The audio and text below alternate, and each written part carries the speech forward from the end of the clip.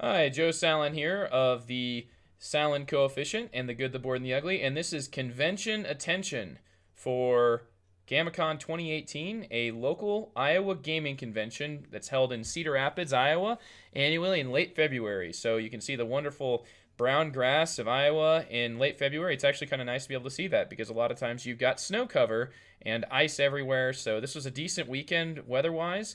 You can see here that the actual parking lot of the Marriott, Cedar Rapids Marriott, where it was held, is a fairly large place. I think we're mainly looking at the driveway here, but I'll show a little bit of the parking lot. And it was large enough so that there was really not an issue with parking. Some conventions like Gen Con will require you to walk a mile and still pay like $20 to park, in some back lot that you kind of wonder. Well, anyhow, the front lobby had the most frustrating revolving door ever. So here I'm opting for the swing door.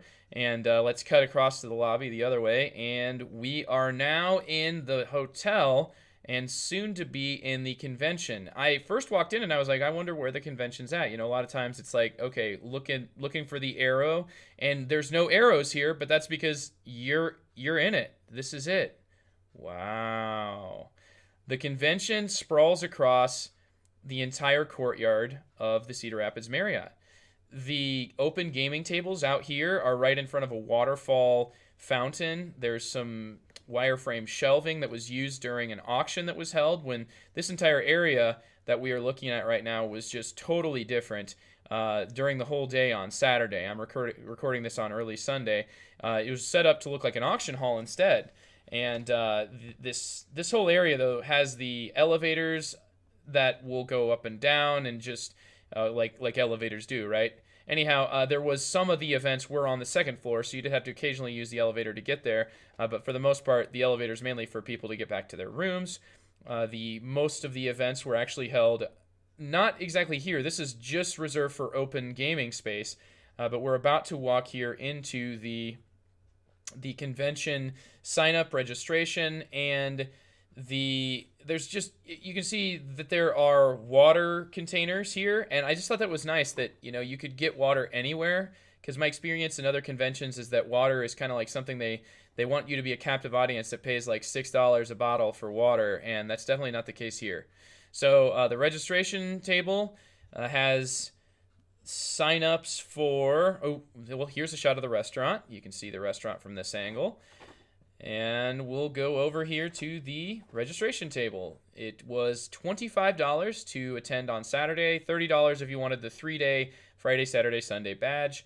There was some care packages that you got for signing up, and they had a brochure that you could read, a little game of bingo you could play, and we have over here a volunteer gaming raffle. So every time you volunteered to help out at the convention, you're able to get a raffle ticket and put it in for a drawing for one of these games that you can see.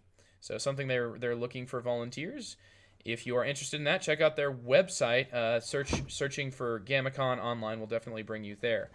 It's www.gamicon.org. So over here we have all of the events that are going on at the convention, and you can see looks kind of like a mapped out hard drive, but if you look, there is times, and you can follow that line. Like 2 o'clock Sunday, you can follow it all the way from the left over to the right to see all the events that are happening at that time. And all those events have sign-up sheets that are contained on these papers right next to the schedule. So over there, you'll see the name of the game master and whether or not there's open space based on how many lines there are on the event description. There was posted advertisements for tournaments, and over here you have a coat rack. It just in general was very, very homey and very convenient.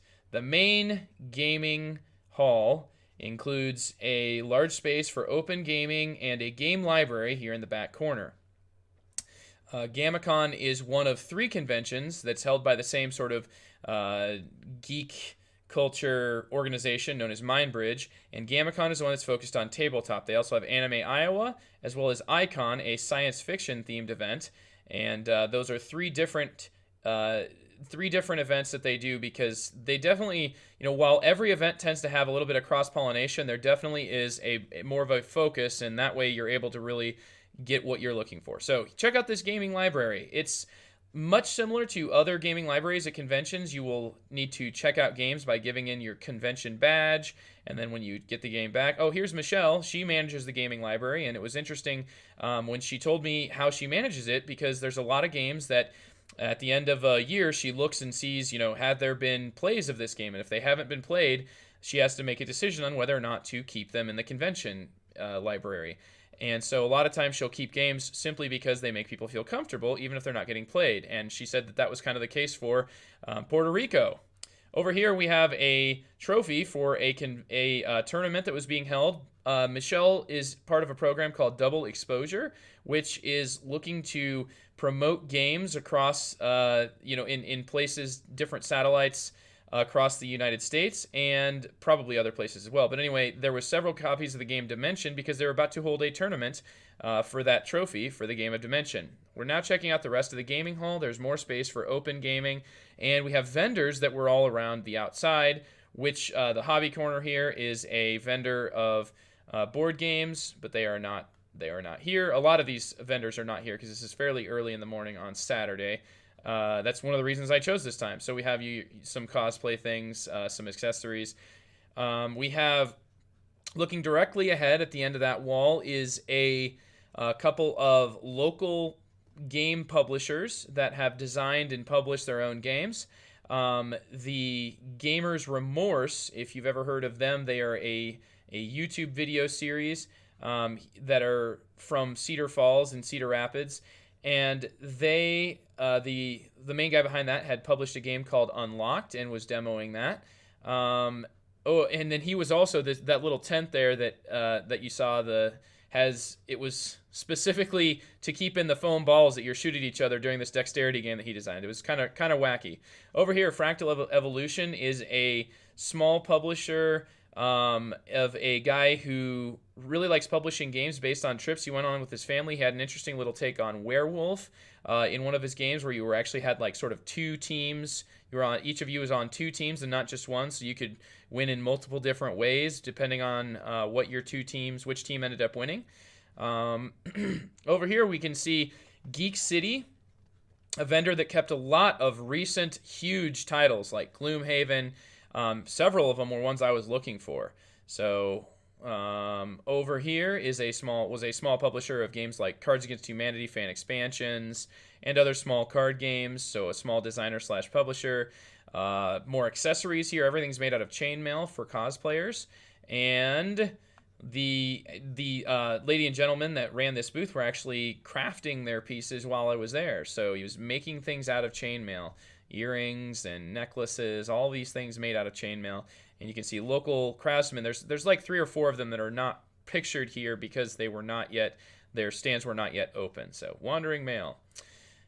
Over here is Fallen Lands, a game that is published by a local designer out of Iowa City and Cedar Rapids. And Fallen Land is a post-apocalyptic game, a conflict-heavy game, lots of dice, lots of cards, lots of attacking, and just lots and lots of stuff. If I could describe the way this game looked, I didn't get a chance to play it, but it looked a lot like Secrets of the Lost Tomb, much like one of those kind of kitchen sink type games. Over here, another vendor. This was like comic books, classic things like that. Here's a local RPG designer that has written several books on his own homebrewed RPG system. And he's got artwork that he has commissioned, and his name is Nathan Rees-Maher. Nathan was actually participating in a panel of designers and developers that were all talking about the development process, and it was a really cool sort of roundtable discussion where they answered questions and talked about their process, their challenges, what they think brings the most success. Anyway, very, very cool stuff. More of your accessories for cosplayers, plushies, ties that are geek culture themed, boxers. So just all kinds of silly things that are all geek culture and gamer themed. And we had more stuff that for vendors that were not present here that were more accessories. So all kinds of cool things. And that tends to be more of the focus at the Anime Iowa and the Icon event. A lot of the vendors tend to be the more focused on that type of stuff. The 2 tables that are vacant right now that I was just showing are actually where Kane Klenko, the guest of the convention was demoing his new games, Flipships and Flatline. And I got a chance to play both of them with him and his wife, and it was just a real blast. In a large way, Kane Klenko personifies Gamicon because his games are fun for families, and Gamicon is more than anything else a place where families are welcomed. It's a very inclusive convention. The tournaments are available that keep kids entertained while adults can enjoy some gaming on their own. If you enjoy RPGs, you can come to the Pathfinder Societies. They have this huge banquet room that was just chock full of all sorts of different RPG sessions that were going on. You can see that there's even 3 tables here at a time when the convention is just opened. So very cool stuff going on there. And down this hallway, there are video games available for individuals to check out and play. I was really impressed by this room's vintage PC collection, like Bomberman. They just had all kinds of vintage games and very well kept. You can tell it's somebody's labor of love, like something they are very passionate about, and maybe that's him sitting right there in the corner. So very cool stuff this very well managed room full of PCs that you can come and enjoy games, like anything from simple party games, Peggle, quick games, to classics, Donkey Kong and Bomberman. Really cool stuff. So there was more than just PC stuff going on. There was definitely some video game things going as well, and we're about to go check out that video game room. In between, I'd like to say something about, when you're going to attend a convention, the biggest piece of advice I can give you is to always have a backup plan, because while you don't want an event to not happen, just don't go into it with your game convention, with your whole experience being balanced on the fact that you have one event you want to go to. And at the same time, make it to your events. You don't want to be that guy or that girl that makes it impossible to play a game because they didn't show up. But at the same time, like if a game falls apart for whatever reason, a session falls apart, somebody loses availability, have a backup plan. What do you like doing? Open gaming? That was what I did. That was my backup plan. It was very easy. And I never really did much planning of any events in this convention, but I had a blast from beginning to end. There was never a dull moment. So here in the video game room, there's Nintendo Switches, classic SNES. Apparently, they do have a regular Nintendo, the old toaster, but just like my toaster Nintendo, it was not working. It needed to have pins replaced. So that thing it's just a piece of crap. N64, several different games here that you could check out. They had an entire library of video games you could check out that were all cataloged. So I've seen gaming in other conventions, but it almost always requires you to have like generic tickets. Here at Gamicon, it's just you come in, you play whatever you want. There's no price included. Everything is already included in your badge. You got some Wii U's, a Xbox 360, PS3, PS4. Like I said, Nintendo Switches. There was 2 Switches, and I never got a chance to try them. I'm still wanting to try that system at some point. Anyhow, they had all kinds. There's several binders, like hundreds of games that you could check out at this convention, and definitely something that kids would be, kids that aren't wanting to play board games. First of all, teach your children that board games are the best games. Board games get you out there with other individuals. It's a social experience. It's a type of entertainment. Video games, movies, books, all those are beautiful forms of entertainment, but nothing can do social like a board game. Maybe you can play a video game with another player, but it is a board game that gives you that sort of LAN type experience, that sort of, entire group sitting around a console. That's every board game. So definitely check out board games and teach your kids that board games are the way to go. And I'm not saying anything bad about video games. I still play those all the time, but definitely check out the gaming that's going on at the tables at Gamicon. Now we're going to head back towards the main convention area and actually take a little trip up in the elevator and get to look down onto the entire event. Let's talk a little bit about the auction that they did. If you have games that you'd like to get rid of, this is a good way to get rid of them, a good way to sell them for only a 10% fee. And I when I looked down the shelves, it looked like about 25%, well, I want to say 75% were like modern hobby games. Some of them were ones I was interested in. Other ones were ones that I'd, either owned or had previously owned or something. So, 75% of them were real good. And then you had about 25% that were clearly, somebody scans the newspaper for the word auction and then enters in a bunch of like their old mass market games like Risk and whatnot. But I will say, to the staff's credit, they did an amazing job enthusiastically selling anything from, an old game of Parcheesi in a busted up box to the huge game of StarCraft that I'm still kind of upset I didn't get to actually sit down and bid for, considering I have a few plastic miniatures that need replacing. So, we're about to get in here. If you have fear of heights, be very, very careful. You might want to look away, because this is a really cool elevator, just a really awesome little design for this hotel. We can see the open gaming going on here, and you're going to get to see a better view of the restaurant. And let's talk about, on the whole, what this convention feels like. I've attended many different gaming conventions, and I am hopelessly lost in the hobby. But if you can imagine Origins on a much larger scale, it's kind of like that, except vendors are pretty much all small local publishers and accessory crafts people.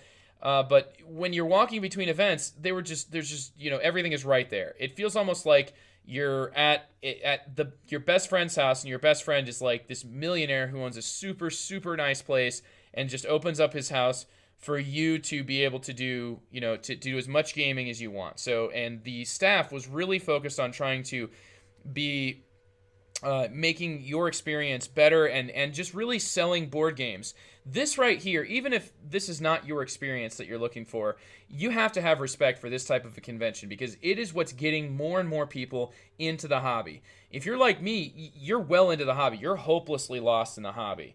But I still haven't lost sight of the fact that the rest of the world didn't plunge into the deep end with me. When walking through the game's library's play area, a wide variety of games were always being played. I recommend anyone at Gamicon, or any convention for that matter, to pay attention to the games you see. If you like a game, mention it to the players. Don't be disruptive, of course.